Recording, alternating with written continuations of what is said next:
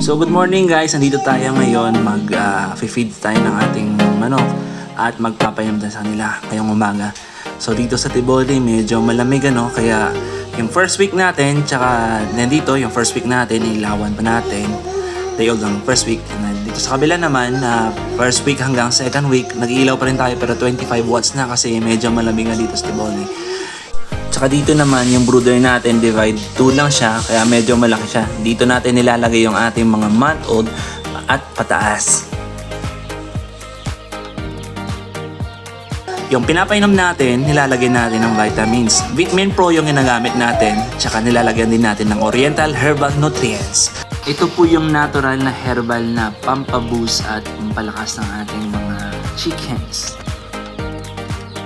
So nilalagay natin, everyday po tayo talaga nagpapainom ng vitamins sa OHN. Hinahalo po natin sa tubig nila, 1 spoon po. 1 spoon every, hindi po yan galon, mga 2 liters lang po yan. Yung sa mga day old to week old natin, ano po, mga 1/4 liter. 1 liter ata.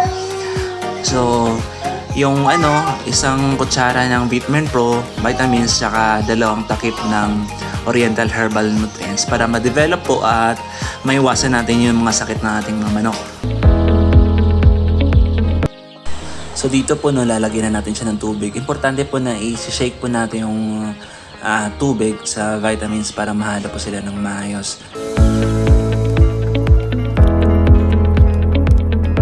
So yan, tapos na yung mahalo, ready to serve na po yung ating masustansya at pampalakas sa ating mga chickens. So ito naman sa pagkain po nila. So sa pagkain po nila, meron po tayong sinusunod dyan na feed to chick or feed to chicken ratio na serving per day po nila kung ilang grams yung kailangan ng isang chick. So ika-cover po natin yan sa next video natin.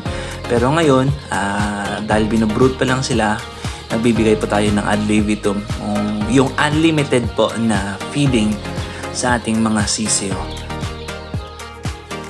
So ito po, gumagamit po tayo ng plastic disc na kung saan ay pinapatong natin yung pakainan ng ating mga manok para po di po masayang yung mga feeds natin kasi usually kinakaykay nila kaya nahulog yung feeds. So yun lang po. Thank you.